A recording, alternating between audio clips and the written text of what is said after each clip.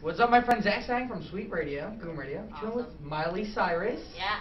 This is fun. This is cool. I'm pretty excited. I'm gonna be honest with you. I'm excited.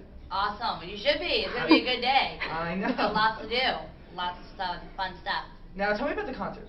Our concert, we've been on tour now for a couple of months, so now we've kind of just like, you know, all the kinks are worked out and everything is now just like flowing really smoothly and we're having fun. You don't really have to think about anything. You can just go out and you like have a good time on the stage. Now tell me about life on the road though. Because, you know, for anyone, it must be hard. But are you used to it now? Yeah, I'm pretty used to it because I grew up like that. But I was telling you, there's you know, now we're in New York for like a couple of weeks, and so it's nice to have like a base, you know, to be able to like, okay, you'll go to a show that's like 2 hours away, and then you'll drive back, you know, 2 more hours and go get in a hotel room and be able to, you know, sleep in like a normal bed, and you know, that's nice. It's nice for like a change to be able to stay in one place. But have you become adjusted to it though? Like, yeah. Life on the road though, especially with your brother. I grew up on the road, like with my dad. You know, I've always been with him. So like that's kind of what I know best is waking up in a place that like never been before or isn't home.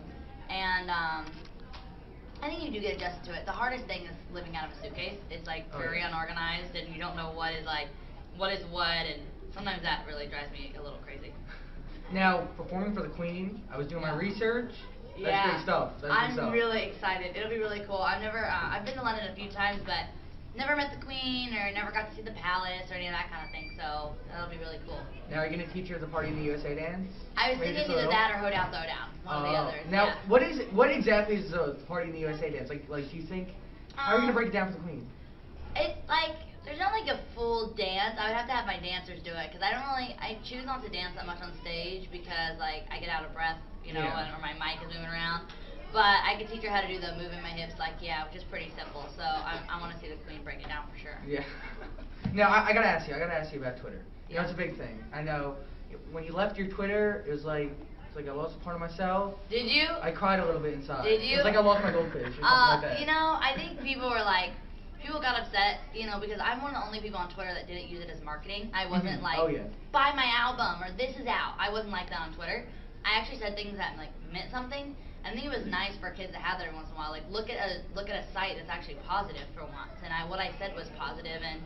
But you know, like I couldn't let it like take over my life. I think that people are just on the internet way too much. Now, I mean, the whole thing. Have you actually seen all the people going crazy because you lost your Twitter? I mean, there's one site like.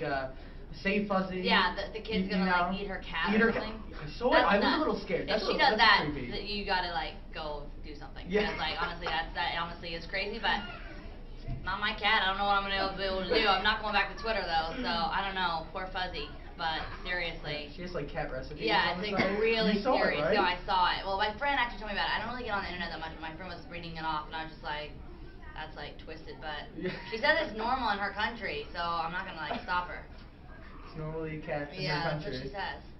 That's a good excuse though. Exactly. Maybe. Yeah, so I don't get in trouble. Alright, hold on. I have a fancy little sheet here. I want to do some random questions. Okay. Because I like random questions. Okay. I want to know what your favorite cereal is. Favorite cereal? Cookie Crisp. Cookie Crisp? Or Lucky Charms. Ooh, that's a hard one. Yeah, I like them both. Lucky Charms actually maybe. Now, I want to know, if you were in high school, right? You were in high school, what clique do you think you'd fit most in with? When I was in school, I was really weird. Like, I was kind of the person that wasn't really in any. I was friends with like a lot of people. I was friends with the most popular people, and then I was friends with like the ones in the book club that like I liked, you know, to hang out with because like I felt like we could have like good conversation and stuff like that. So I'd probably be like in between, or I'd be like in the band or something. I don't think I would be like in the band. I don't think I'd be uber popular. That's for sure. No. Yeah. Now I want to know your ideal guy. Like your ideal celebrity. You see him, you're like, I want a piece of that man. Penn Badgley or whatever his name is from Gossip Girl. I just saw him in Stepfather, and I'm pretty obsessed with him, to be honest. I gotta be honest with you. I didn't know who the heck he was, and I was actually gonna go see the movie as a joke, so like, this is gonna be so stupid. It's gonna be one of those stupid scary movies, and it's actually really scary, and you should see it. Not just because the guy's hot. There's a cute girl in there too, but there's like he has a hot girlfriend, and it's just like a really good movie. It's really scary. That's good. Yeah, it's really creepy though, for real. Now, what is your favorite movie though? Another random question. Notting Hill. Notting Hill. Julia Roberts. Oh, I saw that movie. It's good. That's a good one. Yeah. Now I want to know your favorite song right now on your iPod. Like you put on your iPod, you see Blood you gotta Bank dance. by Bob Iver. You gotta listen to it. It's like really indie and weird. Yeah, it's like not many people like my style of music, but it's really good. It kind of sounds like Coldplay-ish, mixed with John Foreman, who was the lead singer of Switchfoot, which is really cool. That's different though. Yeah, like that. no one likes my style of music. My style of music is really weird. I don't listen to pop music, and I listen to basically like sleepy music all the time. I see. Now we got a few questions sent to me via Facebook and Twitter and stuff, and one fan wants to know, what's your favorite rumor about yourself? My favorite rumor? There's a lot. There's always ones that like I don't speak to my parents, or what else is there? There's all kinds of stuff. Always.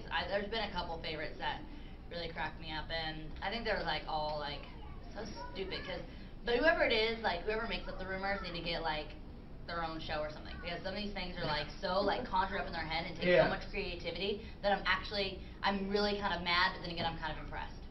Oh, impressive though. Yeah, I'm kind of impressed by them and like what the people can conjure up in their mind. Now this was a good question sent by a girl named Carly. She wants to know, do you find it harder to get inspiration now that you don't live a normal life than when you did? No, I think I get maybe more, because you have more like, I get more frustration, I meet more people, I get to do more things. If I was living back home, I'd probably be like a hermit and just stay in my house all the time, because I don't know, I'm not real social, I'm not really good at being social, and so I think I'm kind of forced to meet new people, and I'm like just around new people and around new things.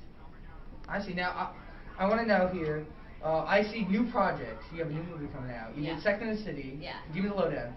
Sex and the City was awesome. It was one of my favorite shows, so I was excited to do that. And then the last song comes out in April, which I'm really, really stoked about, and I think everyone's gonna really love that. And I talk about it in my show too, in my concert. I say that like I really feel like I'm showing everyone like a piece of my summer, and you know, I just did like I had a lot of growing up to do for sure, and a lot of changes to make in my life, and a lot of people that I needed out of my life, and just I needed to get away, and I think I really needed out of LA for a little while, and so it was such a blessing to be able to go to Georgia and not end up just shooting on some soundstage, but actually getting out and going somewhere and I really had to be by myself for a second, and I've never liked that. Usually I have people around me that, you know, when I want to go out or something, I get a hold of my sister's hand and take her with me, or, you know, my manager or whatever, and I couldn't do that. I had to go out and do things on my own and make my own friends, and it was good for me to have to do that for once. Tell me about the movie. I mean, the movie is getting big buzz. I hope that everyone's super excited, because I'm really, really excited about it, and, you know, I shot it with Now, who's my best friend, and we had such a good time, and like, I think the good thing is people expect me to just do another Hannah Montana movie, and it's definitely not, and I tell people, you know, it's not for kids, it is like for people that are like 13 and over, because it's mature, but it's not anything that's like bad or negative. That's the good thing is, but it is about like her losing her dad, and you know what people go through, and like divorce, and it's like it deals with real, you know, like subjects and things that, you know, really do happen to like teenagers, and it's really important to, you know, talk about those things, which I don't think people do enough. Do you think it's gonna be hard to kind of leave, you know, moving on from Hannah Montana, moving up in the demographic? I'm like a little worried, you know, just like I'm not worried about me. I am worried about, you know, like that show is such a big part of my life, and it's something that I get to go back to, and it's like home for me. You know, it's for me that's not working. That's my break is when I'm on that show, and so that'll be hard not to have that to fall back on. But besides that, I feel like the climb and party in the USA kind of put me in a new place where I do still have my fans from Hannah Montana, but I have an older audience as well. But I will miss going back to the show. Because I was looking at it today, and you see all the girls dressed as you. I mean, it's a different tour than the first one. Yeah, for sure. It's definitely different, and it is a lot more mature, and you know, and people will even say, you know, do you think it's too mature for her audience? But what my audience is different than it was 2 years ago. You know, it's not just doing a show, but I do have like people that have followed Hannah Montana and gotten older. Sure, they started watching the show when they were 10, but they're 15, 16 now, you know, and it's important for you know, I think for people to realize that, like, I've grown up, the kids have grown up, and it is like, I stay true to who I am, which I try to do both. You know, I do more of a mature show for, you know, for the older audience, but also I have, you know, songs from Hannah Montana that are for my younger crowd. Miley Cyrus, thank you so much for Thank chilling you with so me. much, no problem.